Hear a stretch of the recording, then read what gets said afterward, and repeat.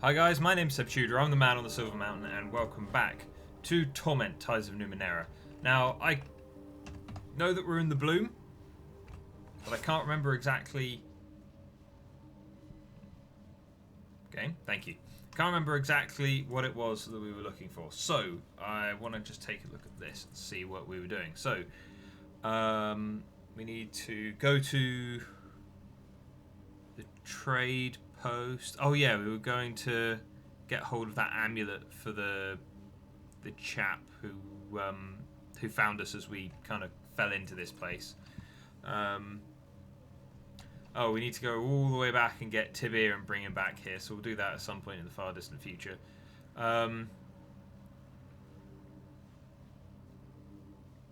Right, so at some point we need to get back into my mind and root out the parts of the sorrow that got stuck inside me.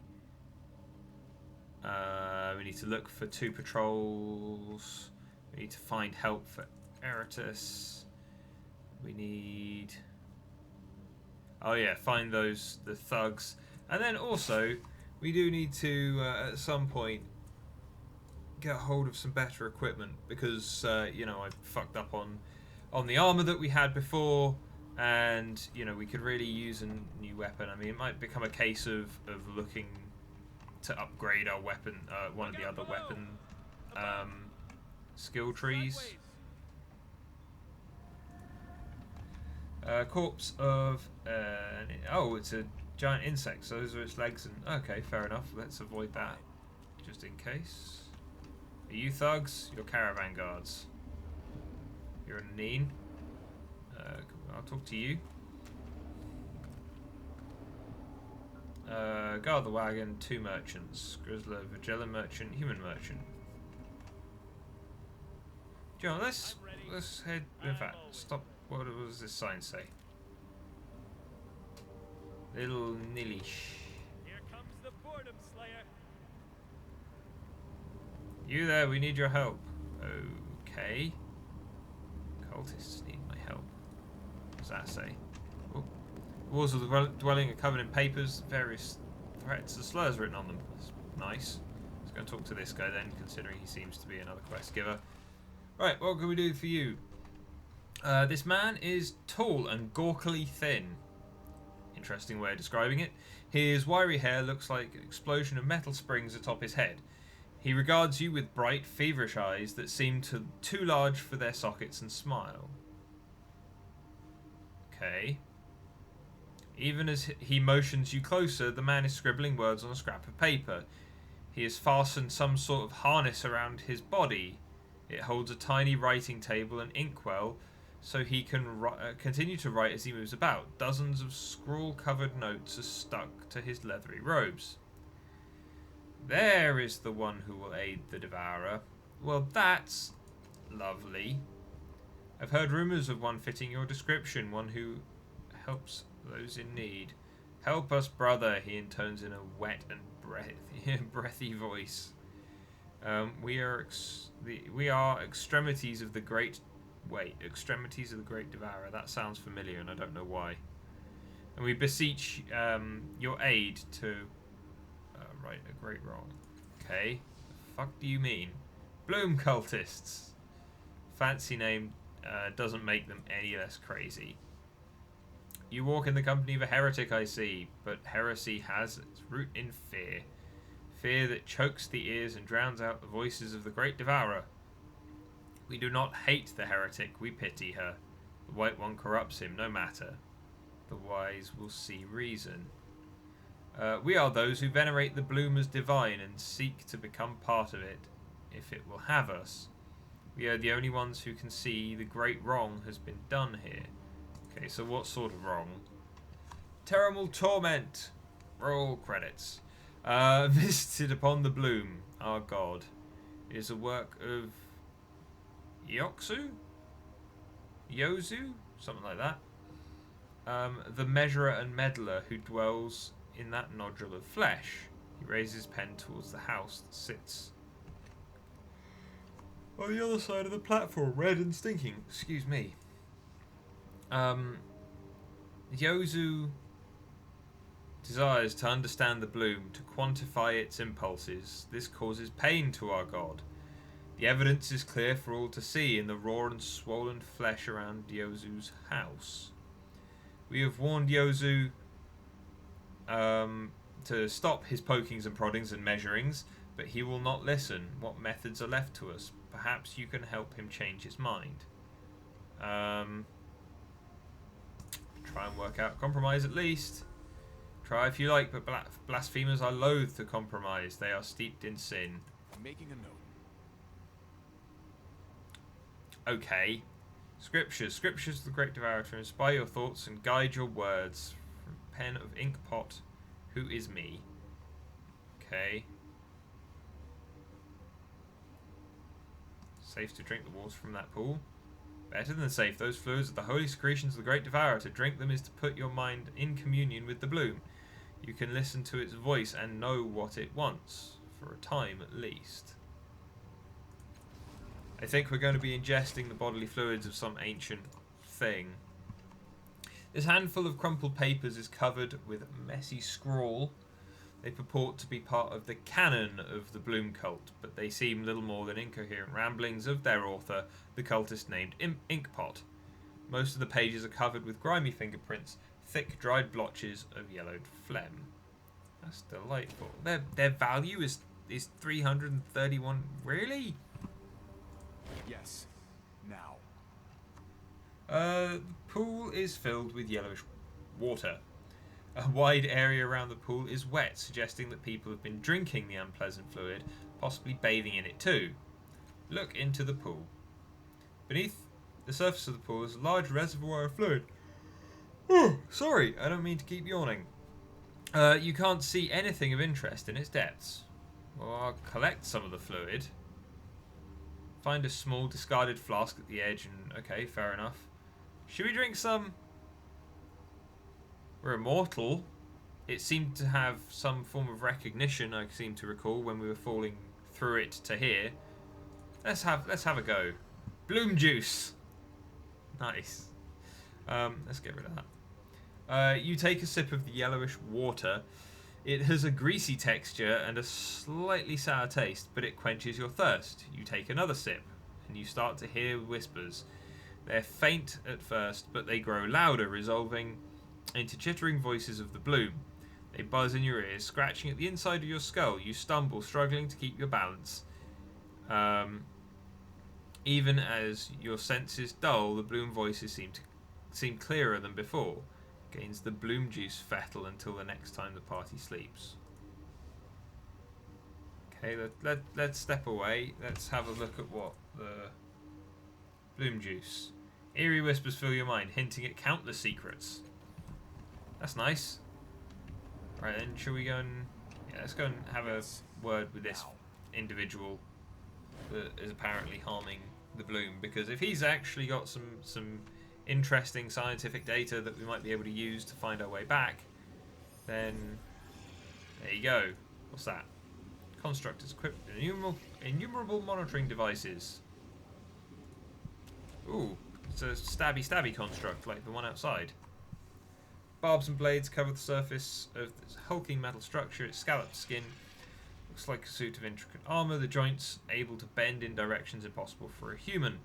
Though the construct is immobile, something in its design sparks a frisson of involuntary dread within you. Predator regarding you. Although it looks similar to waits for prey, you can hear nothing of its thoughts, as though it were an empty shell. Examine the construct. There we go, success. It's a construct. The construct seems... doesn't seem to mind your prodding and poking. Instead, it doesn't react at all. Or indeed, it doesn't react at all. By the time you're finished, you are reasonably certain that while it maintains basic locomotive and processing functions, its mind has been utterly erased. It's truly an automaton now, lacking any sort of free will. Some of its weapon systems have been deactivated, though its killing blades are as deadly as ever. Okay, then what's in these? Blobs of plant and algal matter. Okay, what's this? An odd device sits in the middle of the room. It almost looks like a capsule of some sort, but it is covered with ducts and ports and vents. The strange blue light emanates, and a strange blue light emanates from it. Cables run from its base throughout the room, attached to various devices. It vibrates with a mild, occasionally stuttering pulse, and when it falters, the field that protects the interior of the shanty briefly fades. Examine the device. Do some examining.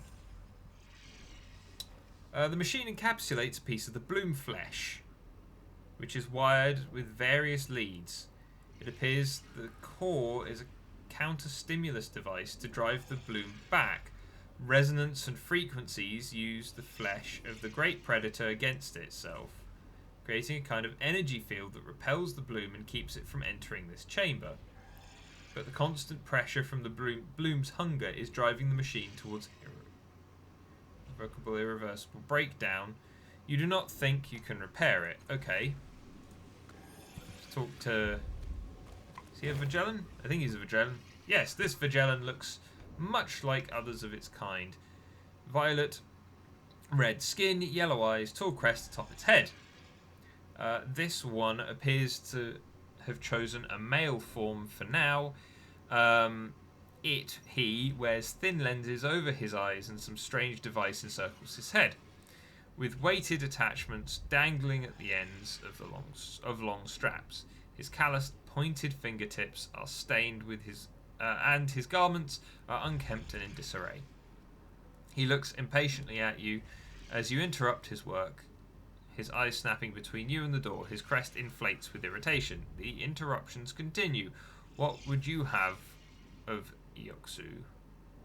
Why do you keep looking at the door? Apologies from me. The noise and constant interruption from those outside are inconducive to proper behaviour.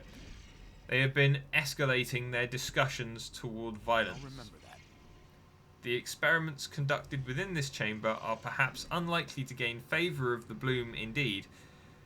The great beast has evinced some displeasure. Its pathetic worshippers who gather here to mock have begun seeking ways to stop me, an effort to appease their deity. I would reward anyone who can drive them off. It only shows I am doing something worthy. True knowledge is danger. Or true knowledge risks danger, rather. He glances behind you for the first time and recalls visibly on seeing Matt Keener. Can it be? Stories have circulated. They said you were dead. That the Memavira had found you at last. Not yet. I'm surprised to see you're still alive, Yozu. Whatever. I wouldn't have wagered on it. The White Death honours me. He bowed! The stories... I don't know why I was so excited about that. Stories of your prowess continue. In the meantime, I abide gathering and learning, even in the face of the protesters outside. But knowledge has always had its detractors. They will do what they must. As long as my work lives on, I care not. What would you have of me? What sort of work do you do here? Look, smell, taste, measure, understand. Apprehension is the key to knowledge. The bloom is a creature unlike any other, yet who has taken the time to study its nature? The first is Yozu. The work done here will illuminate the bloom for those who follow. For decades have I been here. Physical structure, biological needs, behaviour, mental construction, known history of the beast, history of its inhabitants, all these things have I gathered. Where does it originate? I believe a twin star holds the answer, a place of howling winds and immense gravity. Fear tells me that this creature is not yet mature, that the years will see its size increase. To what purpose? Destruction, consumption, ascension? I fear I will never know. Reality bends around the bloom. Its ways twist and turn. But even where stability is assumed, the bloom's presence resists understanding. It resists mapping. This is the importance of my work, to make secrets known to all, so that all may benefit. Okay. What do you think would make the Bloom cultists leave you alone? Defeating them with reasoned arguments would be difficult. I present no danger to them, not like you. A threat of force might persuade them, but I believe they tell the truth about enjoying the Bloom's favour. To oppose them is to draw its ire. Okay. What's the device in the middle of the room? The Bloom detests those who seek to understand it on a rational level. For some time now, it has sought my destruction to erase all accomplished here. The device generates a multispectrum field that repels the Bloom's advances, but this means only that it waits for me without. Had other devices not been available to create food and drink, I should have perished here. Okay, tell me about the construct in the corner.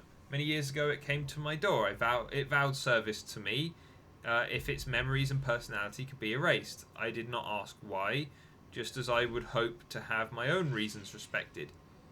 It now serves to protect me against those who would do me harm, most specifically the Murdens and the cultists. So,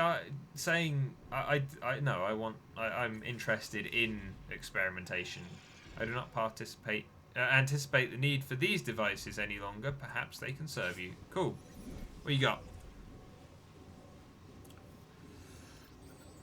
Ooh, permanent +1 to concentration. What else you got?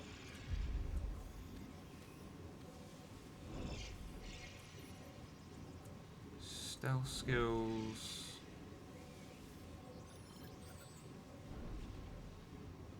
Oh, that's an artifact. Okay. Ooh. Ooh.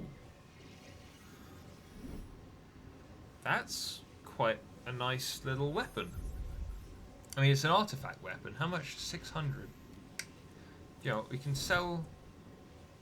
Oh, yeah, he doesn't see them quite so as being quite so valuable, but that's fine. So we got. So he could take that one as 400. Because we haven't really used the stealth skill there. Like, that one's useful because it's got extra points on it. But this one we can sell that. And then this one gives us extra armor and such like. What else have we got? Ecstasy Paralyzer.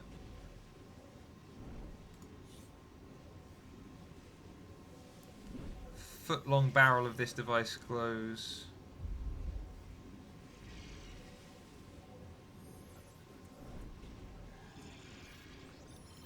Okay, that sounds fun, but at the same time,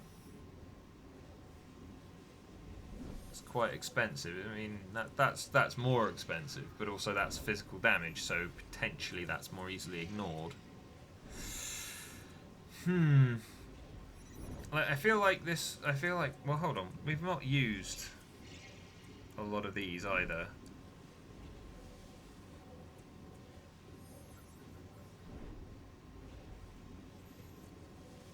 So what we might do, because that's half of the ring, so we don't want to get rid of that.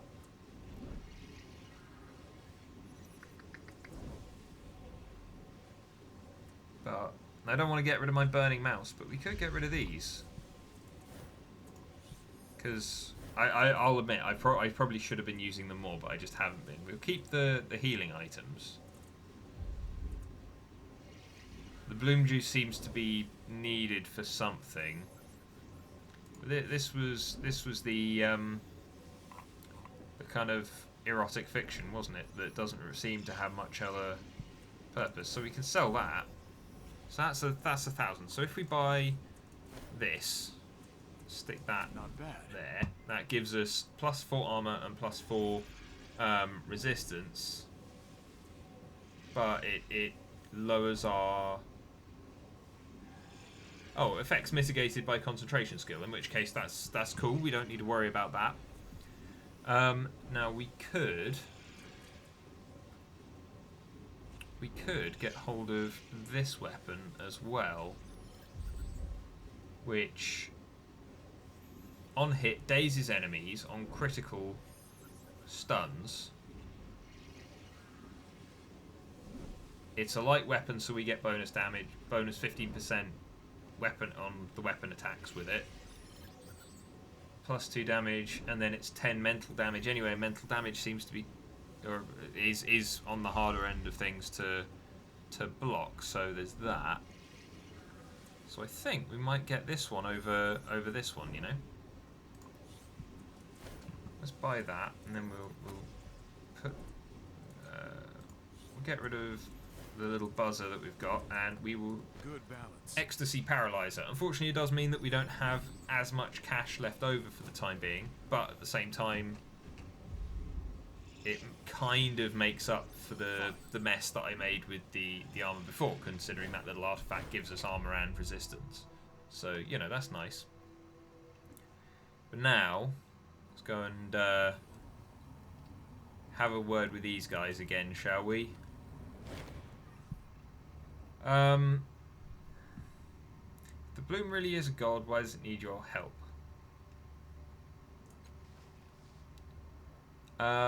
The need is plain. Can you look upon the swollen flesh of that house and tell me that a poison doesn't fester inside? He dares. No, he simply does not understand.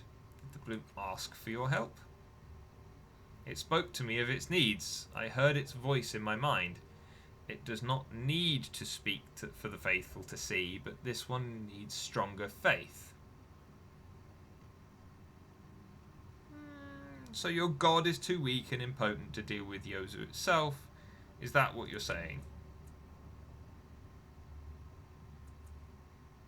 Really? Even with like my capacity for mental ability, like, really? Well, we'll give it a go. Okay. A god can lay a test before its followers. Perhaps the Devourer allows this affront to see what we will do to assess our devotion. We apparently we regained one of our points there. That's nice. Do not broach such questions with me again, lest we incur the Devourer's wrath. You need to stop harassing Yozu. Ha! While our god suffers, so will the damned Yozu. He'll have no peace, no rest, as long as we live. If I pay you to leave him alone. Shiny trinkets of your world outside are nothing to us. The flesh of our god is all that we need. It feeds us, clothes us, shelters us, devours us in the end. Look at your skin. See how that's... Again, we're I don't think we're getting anywhere with this. No. And that's just a lot of...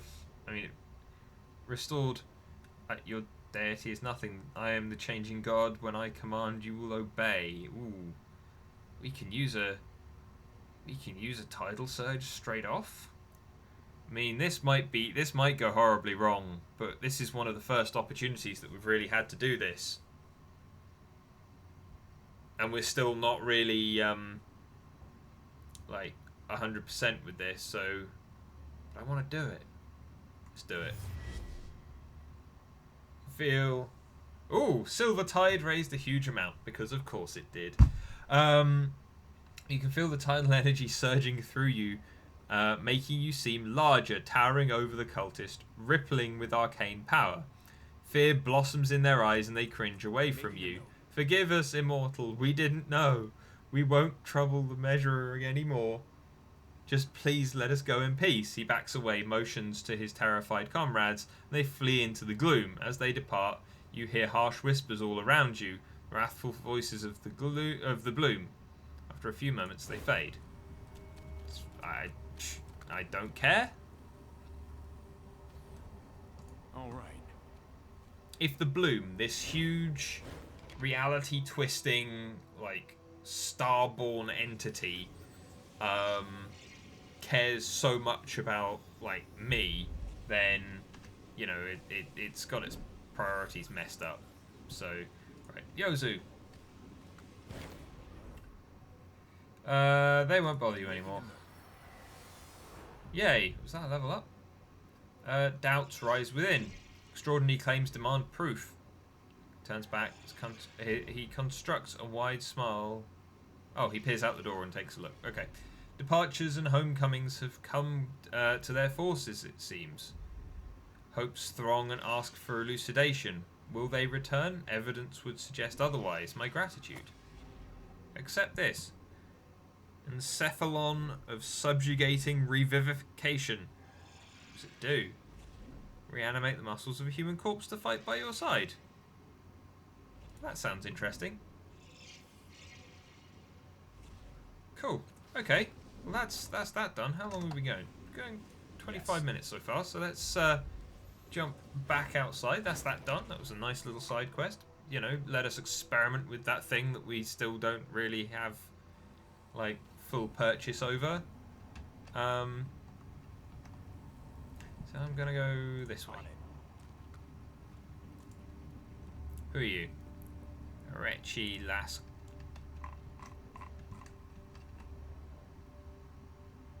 Huh. I don't know what those folks are, but maybe you should have a bit more of a look around first. Okay, so that goes somewhere. Walks without fear. Because you're intangible? At first, you're not sure if your eyes are playing tricks on you. A semi-transparent man shuffles and struts before you, his body fading into and out of incorporeality. His once fine clothes have rotted away. His long beard looks to be a host to any number of small vermin. And his eye sockets are disturbingly empty. Matt Keener studies the man, mentally subtracting and adding his features, and suddenly gives a sharp intake of breath. She whispers, "Can it be? Can it be? No, he couldn't have survived." Somehow the man hones in directly on your face. You have an unnerving feeling that he can see more than what's on the surface. The staring sockets are deep and cavernous, as if they contain depths and space beyond the confines of his skull. He says nothing to you. Akina, who is this man? This is the old Memavira. Don't you see? This man knows the secrets of the bloom. He was tied to it, bonded to it. I worked for him for years, alongside that bitch who occupies the position now. When he disappeared, she threw me out. I looked for him for a long time. Sir, it's Makina. You called me the White Death, remember? He turns his cavernous eye sockets to her, and they study her for a long time, considering. Life begins to seep into his face. A small smile creeps on his lips. I think I remember, but memories are lost in the telling. He thinks again. Better to tell it now and have the story remembered. You say I am the old Memavira, so we must speak of the new to understand my tale. That face, so familiar, Memavira. Yes. And she, my White Death, I remember. His lips part in a feral smile as he grasps at the last memories in his mind. The new Memavira. Pah! What has she done worth mentioning? Who trembles at her voice? Tell me, who fears her steps? Who among her people wouldn't slip a blade into her back? Oh, she did for me, it's true, her and her coterie. But I had loyal retainers to the end, loyalty and fear like a fist. Excuse me. She may have taken my place, but she'll never match my rule. If the bloom hadn't turned against me after my decade in power, I'd be there still. But she dragged me to the heart of the beast and let it sift through my mind, fed it all my crimes, and then she left me there. Ask your questions of me while the fragments of memory still linger. Ask now and make the questions count. What do you think of the new Memavira? Backstabbing harlot, a scheming whore. She couldn't hope to hold what I'd built. She has a talent for brutality, but no mind for structure. Even if I've forgotten her, I'll laugh when the bloom devours her. And it will. The bloom tires of her even more quickly than I. Soon now. How did the new Numenera unseat you? She knew the bloom was angry with me. She told me she'd been below and had seen something that she thought might explain why I lost my bond. I didn't know she'd hidden her killers around the bloom, or that she was the one who'd ruined shipments or driven off the citizens. She'd put her muscle into play, and I never even saw it. And she took me to the heart of the bloom. When you went down, her thugs moved in. They killed everyone in the fortress who had sworn for you. They hunted us down in the belly of the bloom. They cast us through moors and under unfamiliar suns. I fled into the city with a few of your lieutenants. We had to kill some of our friends to get through the gates. And once we'd settled in up there, she started hunting us in the city too. She cast aside years of tradition to hunt me. I'd have sworn loyalty when you died. Nothing you could have done. Nothing. She was bold and fast. What happened in the heart of the bloom? She brought me through a new moor. An entry to the heart I'd never seen. It was then that I knew that what she intended, and we fought. But she was fast and strong, and I was old and drunk. She didn't kill me, though. Oh no, she wanted me to suffer for the crime of raising her up. She bound me there, and she stood above me and revelled in my pains as the blooms sucked away everything that I was. I'll say this for her, she was better at malice than I ever was. Such excruciating pain. Ah, but the memory slips as well, thank gods. Okay. Let me ask you something else. What are you doing here? I walk through this larger part of me and let it guide my steps. The weapons of humans mean nothing to this shape. The paths of the bloom open for me. I am a part of the bloom. It is a part of me. I have been to places others have never seen, and I have seen worlds that lie waiting beyond the moors. Okay, fair enough. That was interesting, I suppose. Way to describe that. What's this? Enormous statue of a woman wielding a hammer stands here. Oh, right, that's ear, eye, face. Where's the hammer? Oh, there's the hammer. Okay. Huh. Lower half lost. I want to go inside the lady's face. Let's go have a look.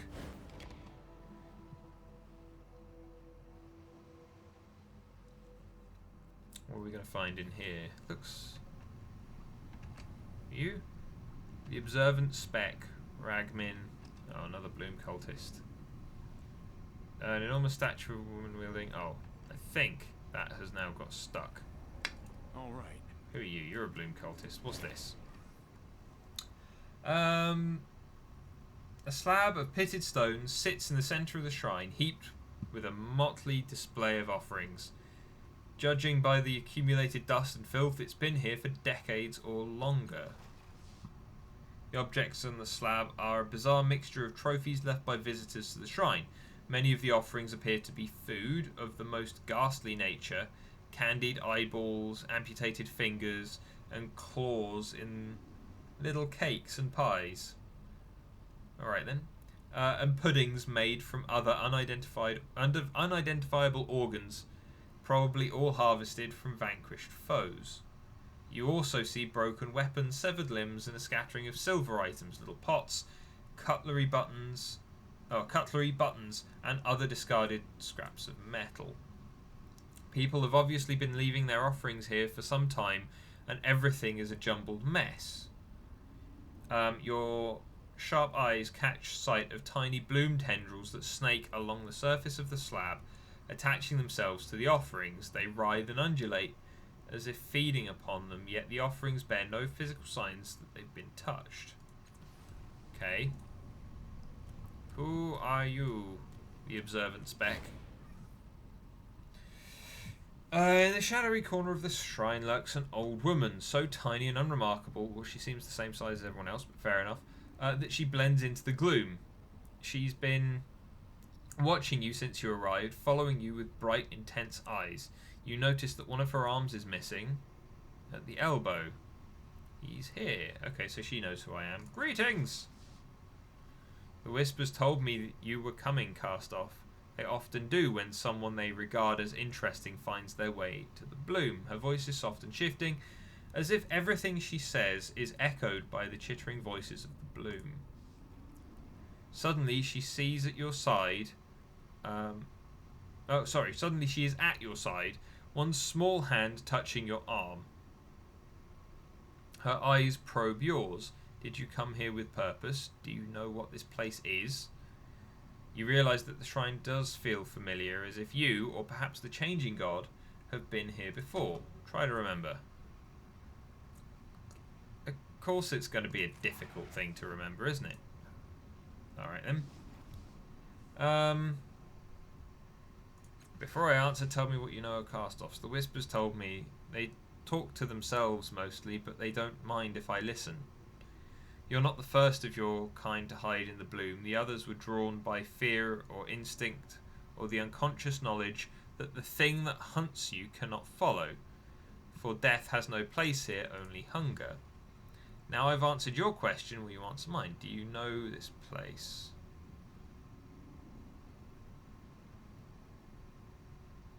No, I don't. Should I? In coming here, you crossed your sire's path. Years ago, he stood where you do now. He left an offering, a piece of his handiwork. And now, here you are, in the shrine of Chilla the Great, Chilla Silverskin, Chilla the Bride of the Hammer, and I am Observant Speck. Okay. When the Changing God was here, what did he want from the bloom? To create a portal to another world, a place called the Ascension. He believed that the crystals of that world would save him from death. So he descended to the bloom's heart and forged a bond of sorts. From that bond a new Moor was born. It took your sire to the world he sought. But for every bond the bloom always exacts a price. If it could not feed upon your sire, then it will find a way to devour one of his offspring. More than one, perhaps. Okay, so what can you tell me about Chilla? Stories passed from one speck to the next. So many stories told by so many tongues. Too many to hold in my head, but the bloom remembers and it whispers in my ears to remind me. Okay. So tell me where she came from. Speak to me, whispers. Tell me again about Chilla. Look up on high cliffs. Sturdy little house. The Sagas cliffs flash before your eyes. Crowded with old ramshackle homes. They cling to rocks like spindly crabs, high above the sea. One of them catches your eye, a pretty little house, freshly painted, blue and green, solid nook of stone. A man and a woman dwell inside, a father and a mother. 2 children they have, a girl and a boy. Okay, so we can see the girl is tall for age, robust, strong. The brother is small, cautious and quick. Okay. One day the father pulls a treasure from the sea. You can see the man in the fishing boat hauling a silvery cylinder out of his net, looking at it in wonder. He brings it home to his family. What shall I do with this artifact, he wonders, for I am a simple man, not wizard or sage. Man glances out the window of his house and sees his 2 children playing in secret. Artifacts bring trouble, he says to himself, and I have a family to protect. I'll bring the treasure to the boss of the town, and she will thank me for it. So the next day, the man gathers the treasure in a sack and sets for the manor at the top of the cliffs. His daughter, Chilla, wants to go with him, but he shakes his head and goes alone. Many weeks pass. The man never returns from the manor on the hill. Chilla asks everyone she knows, but no one has seen her father. One day, just as she and her brother leave their house in the morning, they hear a crash behind them. In your mind's eye, you can see the pretty little house pulling away from the cliff, its wooden supports snapping like twigs, bursting apart as it falls towards the sea. It strikes you as strange that this house, seemingly kept so much better than its neighbours, should collapse so suddenly. The children race back along the road, only to find that their house is gone and their mother lies dead among the rocks. As her brother curls up in the street and weeps, Sheila stands beside him, gazing toward the manor on top of the cliffs. I know you did this, she whispers, and I know that what you did to my father. The treasure you took from him is my birthright, and I will have it back. That's what drove her. Vengeance? Not vengeance, a desire to be extraordinary. Sheila believed that her parents were easy victims because no one knew who they were. If they had been prominent and well known, the boss of Sagus wouldn't have dared harm them, but they were small and simple folk, so no one cared when they died. For what else matters but to be known? The changing god also knew this. Okay. So... two orphans climb the cliff to the manor. It belongs to a woman, the boss of Sagus Cliffs, mistress of the Bloom, she who killed their parents and took their birthright for herself. The girl is Sheila, tall, broad-shouldered, and flamboyantly dressed like a glittering gem against the dull stone of the cliffs. The boy is her brother, Shade, slender and quick, cowled in black. Through the unguarded window they climb, slipping into the garden beyond. Excuse me again. There, at its heart, is the artifact, their birthright. In your mind's eye, Sheila and Shade crouch on a ledge. You can see the artifact as they must have a metallic cylinder fitted into a strange device. She leans forward, so eager to see what is rightfully hers. But the ground turns slick and she falls, toppling into the garden, close enough to the artifact that she can almost reach, but she's snared in a net of rainbow light. You can see strange net trapped, calling for her brother. Shade watches from the shadows. He makes no move to help her. Betrayed, led into a trap by her twin, but if she couldn't have the artifact, at least she could touch. As her fingers brush the artifact, it flares with a bright light, and it's gone. But not gone, not really. It's part of Sheila now, changing her slowly from within. She can sense the change, but she doesn't know what it means, not yet. Not as they lead her away. She's cast into the Bloom as a slave, and there she meets me. But it wasn't really you, right? No, not me. It was another woman called the Speck, my namesake, the insignificant Speck. That's who she was back then. Okay. So then what did she do to warrant such respect? In the dark, in the bleeding guts of the Bloom, a score of young women crouch in a cell carved from the living flesh of the Bloom. Who they were before doesn't matter. They're slaves now, doomed to labour in the dark. One day, someone new is brought to their cell and chained beside a small girl who calls herself the Speck. The new slave says her name is Sheila.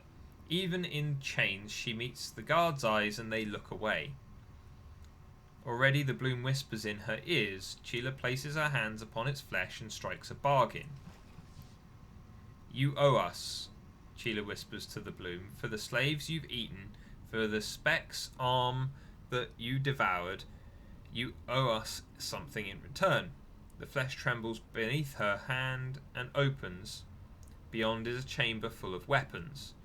Catch a glimpse of Sheila passing blades, stranger armaments to the other girls in the cell. Sheila picks a glowing hammer for herself, or maybe the Bloom does. It fits her hand like it was made for her, and it never leaves her side again. Then we gather together and make our plan to escape. When all of us are ready, Sheila starts hammering on the door to our cell. The guards come running and we fall upon them, cutting them down, tearing them apart. Then Sheila leads us from our prison and we pour into the market, gathering more and more slaves to her banner. We kill every master we can find. In the market, we decide to make our stand. Sheila knows that her enemy, the boss of Sagus, the woman who killed her parents and turned her brother against her, can't ignore us. We form up into ragged lines. Then we hear them, the roar of soldiers, the tread of heavy boots getting closer. Noise, confusion. The Spec's eyes are still closed, but she staggers back, raising her hand to defend herself against an invisible attack, as if she thinks she's in the midst of a battle. You can faintly hear the screams and cries and the clank of steel on steel. I stay by Chilla's side. When the battle is joined, I try to guard her back, but she's struck, first by an arrow, then by a blade. Whenever they cut her, silver scales grow over the wound, and she keeps on fighting. Chilla knows why. When she touched the artifact, her birthright, it became part of her, changed her so that she cannot be killed. She smiles, raises her hammer, and crushes the skull of every soldier who stands against her. The shadow passes overhead. It's her traitorous brother Shade, soaring on wings of flesh and steel, come to kill her at last. He strikes her once, twice, and again. Each time, silver scales grow to cover the wound. Instead of getting weaker, Chilla goes stronger. She grabs him by the foot and smashes him into the ground. But instead of killing him, she speaks to him. It's a whisper, and I can't hear what she says, but Shade begins to weep. When she lets him go, he stays on the ground. The battle is won, the enemy soldiers are running. Chilla goes to face the woman who killed her parents. I leave you with your life, she tells her, but not your name. Get out of here and never come back. You can almost see the broken woman, a feared warlord only hours before, fleeing alone in shame from the battle. And that's where the story ends. Our enemy fled and the bloom was ours. Sega's Cliffs was ours. Chilla became the first Memavira. We ended the trade in slaves, and Chilla ruled Segas and all the lands around for half a century until the bloom called her to its heart. What happened to Chilla's enemy, the boss? She was forgotten. Some of the slaves said that they followed her, thinking to kill her despite Chilla's promise of safe passage, but before they had a chance, she vanished. She escaped to another world or was eaten by the bloom. I prefer to think the latter. Okay. You ended the slave trade, but it was returned. In a different form, yes. This old slave-holding families bided their time for generations, marrying themselves into new leading families of freed slaves. They found ways to justify slavery as punishment for the wicked. So it is with the wealthy and powerful. They're more like bloom flesh than they'd care to admit. Stubborn, enduring, difficult to kill. Okay. Have other questions?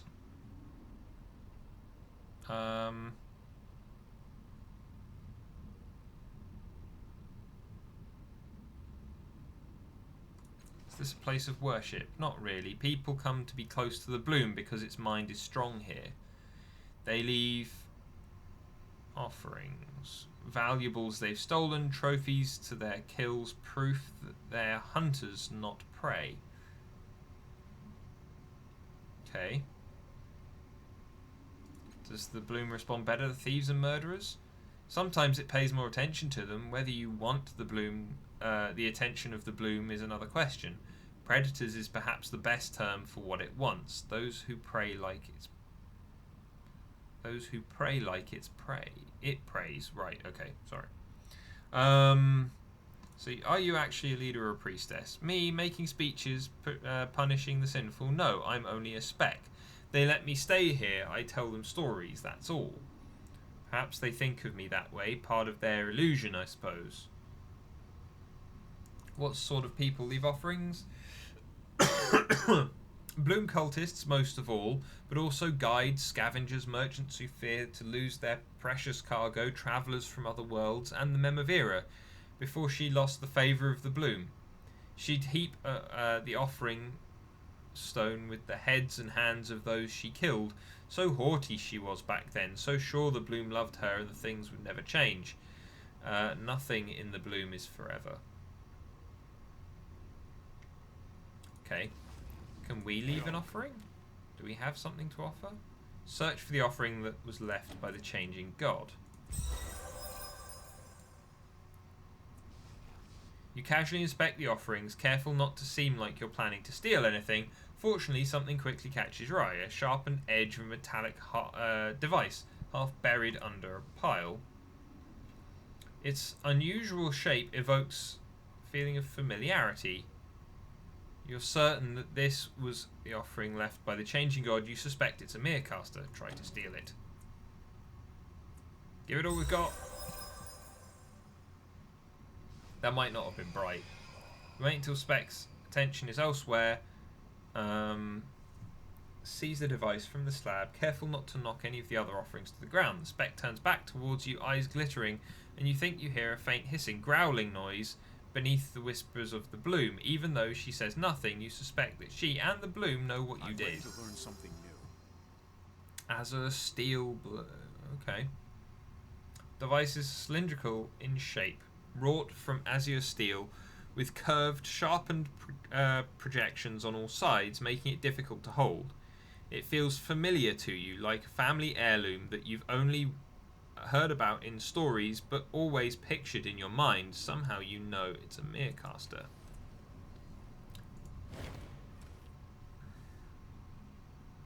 May I sleep here? If you don't mind the stink, mouldering blankets. They won't mind you, but hospitality has a price.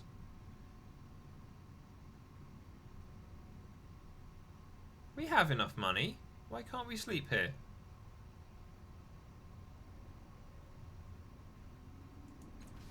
Oh, I don't for each guest and there are 4 of us. Okay, fair enough. Well, do you know what? We've had story time and we've got a Merecaster, so we might have a look at that next time round. Oh, actually, before we go, Now. I will just level up. What can we sort out? Increasing our edge is probably a good idea. And we're using an awful lot of intellect still, so I'm tempted to just increase that again, just to give us more of a discount on what we can do. Because, again, with some of the persuasion and some of the other stuff that we're doing, that will probably give us more of an edge. So we'll do that for now.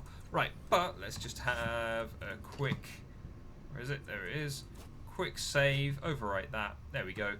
Right, and so we'll leave it there, guys, and we'll jump into that Merecaster next time, maybe. We'll see. We might go and have a wander elsewhere first and see if there's somewhere to heal up and rest first. But otherwise, thank you very much for watching, guys, and I'll see you in the video tomorrow. Take care. Thank you very much for watching, guys. If you enjoyed this video, then please drop us a like and subscribe for more, and I'll see you in the video tomorrow. Take care.